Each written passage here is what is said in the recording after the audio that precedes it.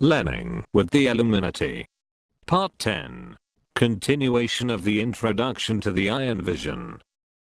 Axons from the ganglion cells exits the retina via the so-called optic disc, where they bundle together to form the optic nerve, which leads to the optic chiasm, located at the base of the diencephalon.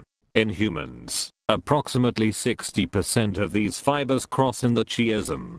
Thus the optic tract contains fibers from both eyes, allowing information from corresponding points on the two retinas to be processed by approximately the same cortical site in each hemisphere.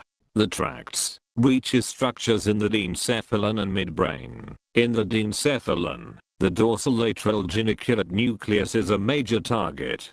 Axons from the geniculate nucleus goes to the cerebral cortex via the internal capsula, through the optic radiation, and ends in the primary visual cortex, also referred to as the striate cortex, or Brodmann's area 17. The pretectum is another major target for ganglion axons, important for the pupillary light reflex. Other important targets are the supra-chiasmatic nucleus of the hypothalamus, the retinohypothalamic tract, and the superior colliculus. The tracts maintains their spatial relationship from the eyes to their target areas, thus terminates in ordered maps corresponded to respective divisions of the visual field, known as the so-called divided visual field paradigm. Problems in the retina, or to the optic nerve, before reaching the optic chiasm, may cause loss of vision corresponding to its origin, whereas problems in the chiasm, or parts downstream, may cause deficits in the visual field from both eyes. Large visual field deficits are called anoxious, whereas smaller ones are called scotomus. Studies in animals have shown that groups of the neurons in the lateral geniculate nucleus and the cortex responds to black and white bar edges in a way depending on the bar's particular orientation.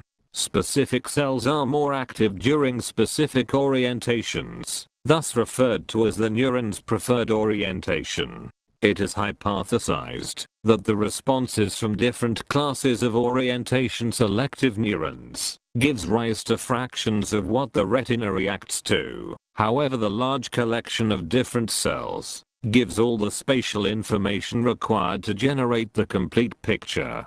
Further, many of the cortical neurons may also react to motions by responding differently depending on if the stimuli move to the left or to the right.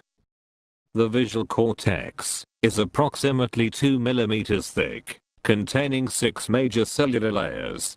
Importantly, the lateral geniculate axons travels primarily to spiny stellate neurons at the cortical layer 4C, which in turn forward signals to other cortical layers, whereas pyramidal neurons located in the superficial layers of the visual cortex sense projections to the extrastriate cortical areas, whereas pyramidal neurons in the deeper cortical layer projects their axons to subcortical targets.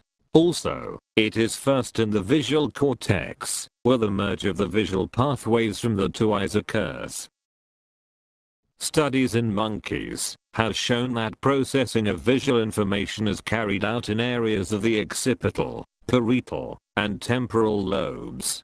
The middle temporal area reacts to the direction of moving edges, without consideration to its color, whereas the area called V4 mainly reacts to the color, rather than the direction. Similarly, functional imaging studies indicates of a similar system in humans.